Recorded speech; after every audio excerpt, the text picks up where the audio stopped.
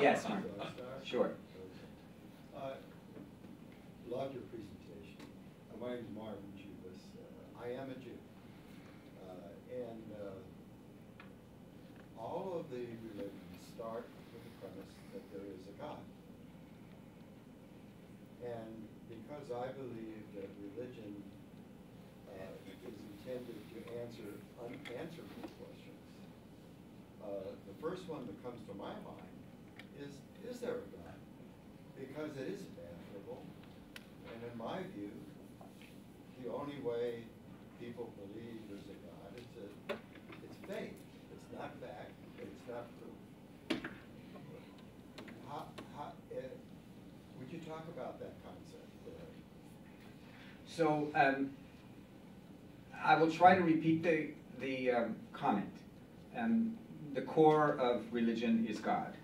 I'm doing this very briefly, so please fill it out, or, yeah. And that's the kind of assumptive core of religion, and yet that is something that cannot be proven. Would you like to respond to that from a perspective of history or study of religion? Is that good enough, or do you want to? Perfect. Okay, great. No. How come I thought that was the answer? So yes, so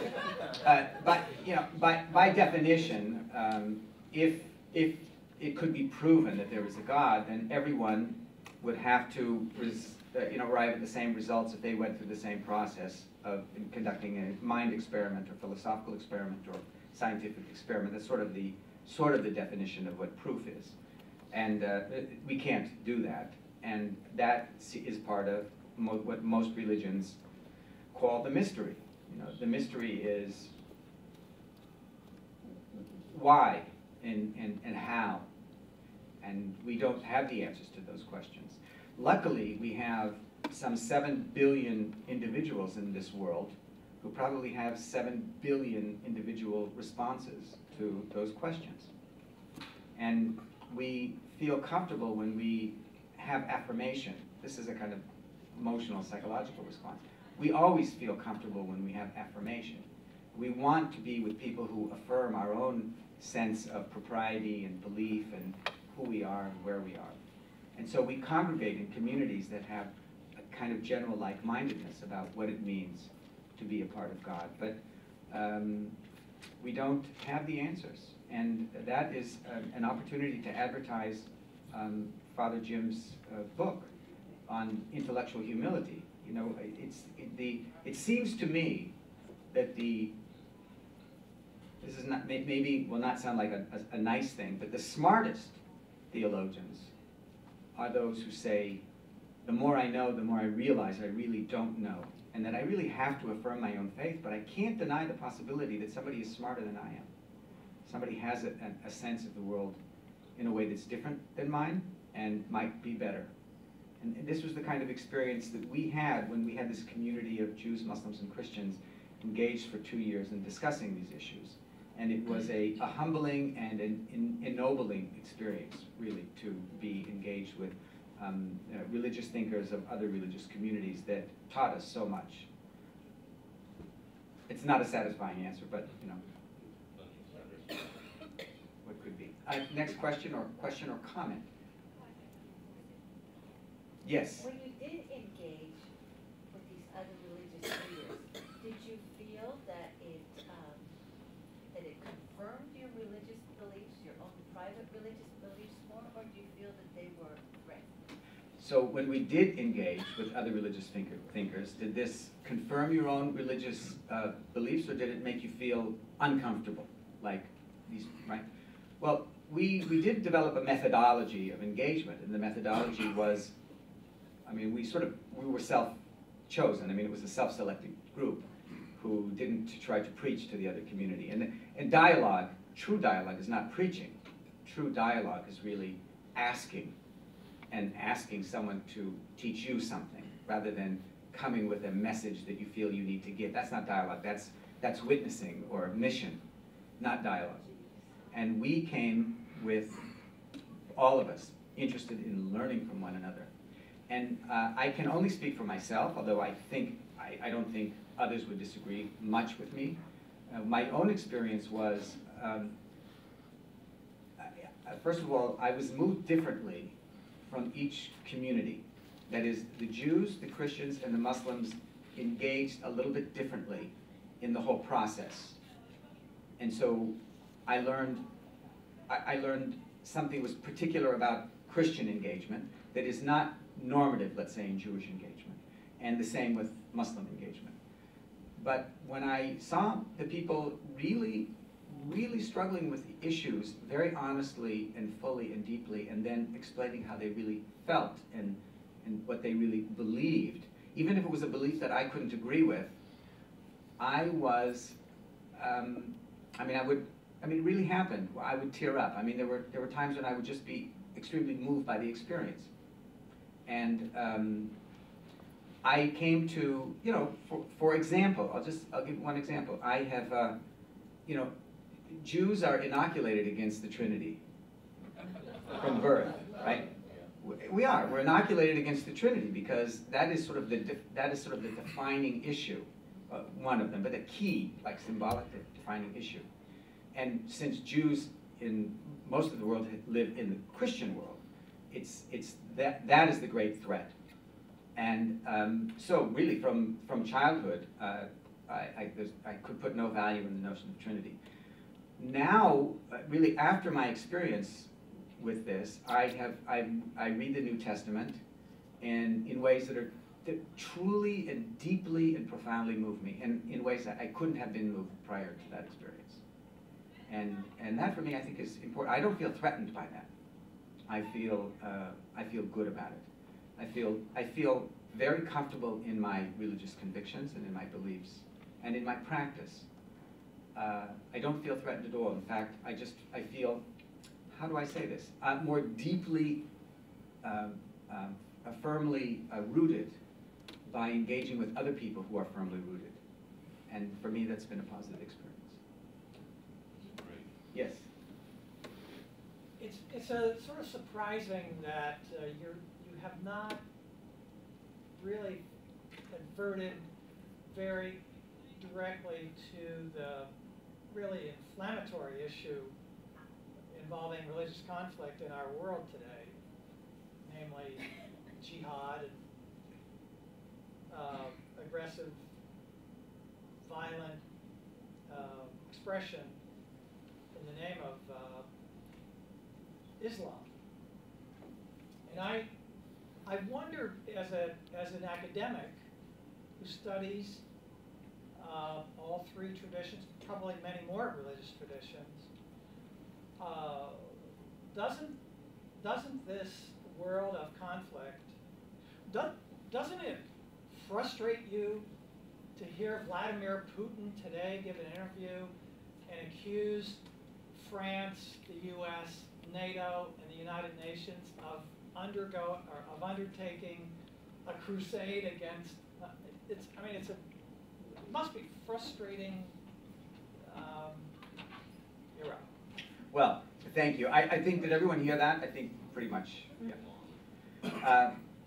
Well, I derive great solace in being a medievalist. Anything after the 15th century is really not all that interesting for me. I am, and I do separate. I mean, remember when I started off, I said I'm going to wear my academic hat and not my religious hat. I am often changing my clothes in life between my own personal, very visceral feelings about things and my sort of academic analysis of what's happening. And I didn't hear the statement. I haven't been tuned in today to the news, so I want to take a look at it. But I'm glad you raised the issue about violence in the name of Islam today, which is the current the most active form of what we see as religious violence today. Because I want to contextualize that a little bit in history. This is something that I've worked on. I wrote a book actually on the origin of holy war in Islam. And the book that is going to be published, coming out next year, is a longitudinal study of the the rabbinic act of removing holy war from the Jewish political repertoire in the very early medieval period and late antiquity, and the revival of holy war in the modern period, which will probably get me some unpleasant responses.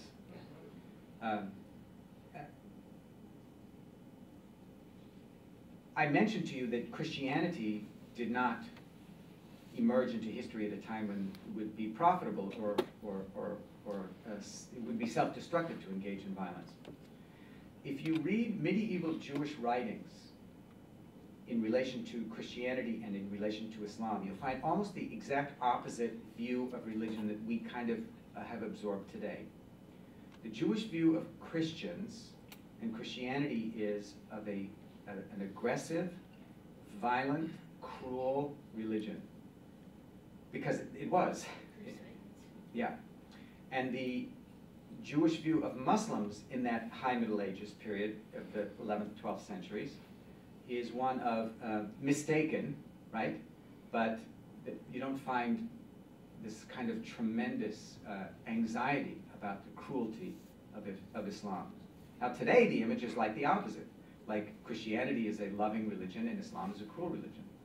But it is historical context that activates those aspects of religion that become normative in a community's view of the world around them. And Christianity retooled twice. Christianity retooled from a quietist religion in its emergence to a militant religion when it became the religion of the empire.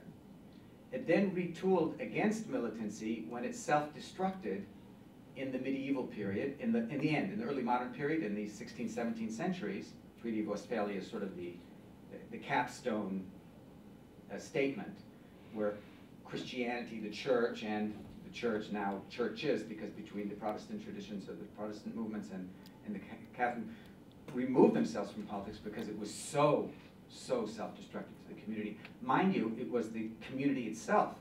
It was self-destruction, not destruction of another community, that convinced them not to engage in violence. Judaism was a militant tradition, like all the other traditions. It became non-militant in response to the self-destruction of militancy. And then in the post-Holocaust period, it was presumed by a large enough group of people in the traditional Jewish community that you need to become militant again in order to protect yourself, because the world is not going to take responsibility. So you need to become more militant and active and violent to protect your own interests. And that's, again, interest of the community only itself. Now the Muslim world emerged into history, remember, in the same kind of basic environment of the ancient Near East, in which you win a few, you lose a few. It's a militant tradition. The Quran has references to going and fighting, and it has references to peacemaking. It has a whole range of references. And it became very soon after the revelation and the canonization of the Quran, Islam became the leading world power, and remained the world power in one form or another for many centuries. It never suffered the overwhelming debacle that Jews and Judaism suffered at the hand of the Romans, or that Christians suffered at their own hands in the early modern period. Islam declined, and it was never wiped out. There was a possibility of it happening when the Huns destroyed the Abbasid Empire, but within a generation, those conquerors became Muslims themselves and sort of reestablished the empire. So Islam sort of declined slowly. It never had the crisis where it needed to retool. There are some thinkers, and I'm among them, that believes that Islam is in that crisis today, and that it is so self-destructive to the Muslim community that militant aspects of Islam, which are part of all of our religious traditions, and I am seeing more and more, just really within the last 10 years, which is a short period of time as religions go, a lot of rethinking of a lot of the kind of assumptions that have been a part of Islamic militancy. So I think we're going to see major changes in the Muslim world as well. I can't really address the issue of Putin because I don't know what that's all about, but I was able to take the opportunity to give you my riff on militancy in the three traditions and how they can and do change.